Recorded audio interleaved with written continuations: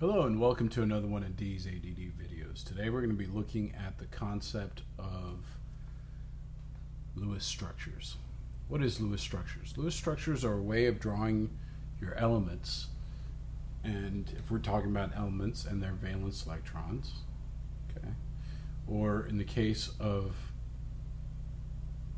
more complex compounds, we look at their bonds and their lone pairs. All right. So it's pretty straightforward. If we have a straight line, that means we have two electrons represented. So this would be a single bond. For instance, this would be a double bond, and that would be 4 electrons, right? 4, this would be 2. And then the triple bonds would be 6 electrons. All right, and lone pairs typically are going to be 2 dots. Sometimes you might see them as a straight line. And then single electrons, free radicals, or if we're dealing with elements, are going to be just a single dot. All right, what are the steps? Well, first with the elements, let's look at an element. Grab your periodic table. Let's look at fluorine. Fluorine's right there, and its valence is going to be 7 because it's a halogen. It's going to be on the 7th column or group. Here we have 1 electron. We start there, 2, 3, 4. Then we can start pairing up. That's basically it to the elements. There's not much to it. 2. And then that would be the Lewis structure for the elements. So start on each side, work your way around on one dot on each side, and once each side has 1, then you can start pairing up. Okay, so 4 electrons times 2 is 8 possible valence electrons. All right, so if it's more complex than that, what do? Well, we first look at the periodic table, get the valence electrons for each element. Let's look at CH4, for instance. Where did I put my periodic table? It's probably up behind here. Yeah, sure enough, it's right there. Let's go back to the table. And carbon has 4 valence electrons because it's in the 4th group. So we got 4, and then hydrogen has 1 valence electron. It's in the 1st group, but there's 4 of them total. So here we would have a total of 8 valence electrons. Okay, so let's move this back into the frame there. And as a result, if it was a plus sign or a minus sign, then we would subtract or add an electron. So for plus a number, say it was plus 2, that means we lost 2 electrons.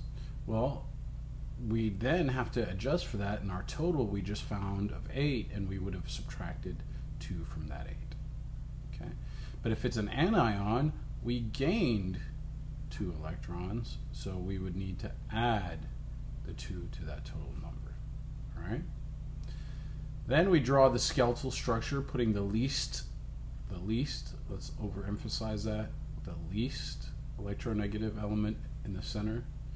And once you have the least one in the center, you can start drawing your bonds. But sometimes symmetry will force you to put the most electronegative element in the center. Take this methane compound, for instance. Methane, the skeletal structure would look something like this. Because hydrogen can only form 1 bond, it has to be on the peripheral. Okay? Also, because of symmetry issues, we have to have these hydrogens out here. Okay? So whether it's restrictions on the number of bonds or symmetry, make sure you put the right element on the central atom. All right? So then we were going to add single bonds to complete octets in our case. CH4 is pretty easy. We're done at this point, right? We can check the formal charges to make sure everything's kosher. So if you remember, you probably don't.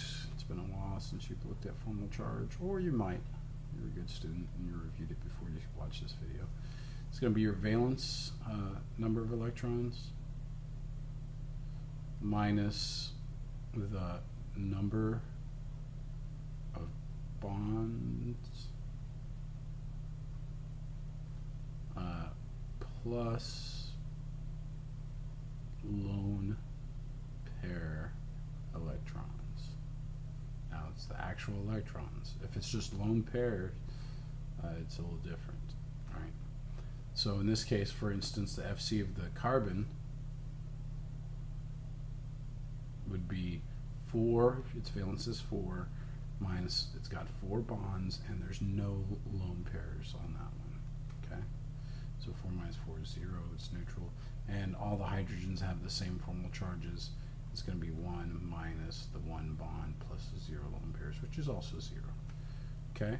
So test your formal charges, make sure everything makes sense. So if we look at this example here, bromomethane, carbon has 4 valence electrons plus 3 times 1 hydrogen valence electron. There's 3 of the hydrogens, plus the halogen of bromine is 7. So we have 7 plus 7 is 14 valence electrons. If we were to draw this, the least electronegative element is hydrogen, but since it can only form 1 bond, it has to be peripheral. And bromine, being a halogen, has to be on the outside. So therefore, carbon's left as the central atom, and then we put 3 hydrogens on the outside. Then there's your bromine. So here's the single bond step. Add your single bonds. 2, 4, 6, 8. So we would take 14 minus 8 to give us 6 lone pair electrons. We would do 2, 4, 6, 8. 2, 4, 6. This is definitely my last video. Okay, so basically what you're going to do is you're going to end up matching. The formal charge would be 4 minus 4 bonds, no lone pair electrons, so that'd be 0. Halogen would be 7 valence electrons minus 1 plus 6 lone pair electrons is 0. And we've already done the hydrogen before. Okay? So if that doesn't work, sometimes you have to add double bonds to make it work, like for formaldehyde, for instance, which is CHHO. That would be a valence of 4 plus 6 is 10, 12 electrons. So if we add 1 for each of those and 1 there, right away you can see that carbon doesn't have this octet. It's not valid, so we didn't need to put a double bond there and make it right. Then at that point we have 2, 4, 6, 8 minus your 12. 12 minus 8 gives you the 4 lone pairs, and guess what oxygen needs to give it a complete octet? 4 electrons. And if you were to do the formal charges here for that one, you would see that it does have a neutral net charge. Okay, so you might get multiple valid Lewis structures. The one that has the most bonds with the fewest number of formal charges is your winner. Okay, so again, if there are multiple choices, what you want to do is you want to pick the one with the most bonds and the fewest number of charges. So I hope I've clarified any doubts that you might have over Lewis structures with the concept. I have given you a few basic examples, but believe me, they'll get a lot more complex than that. So make sure you check out the example videos, and most of all, practice, practice, practice. Thank you and have a nice day.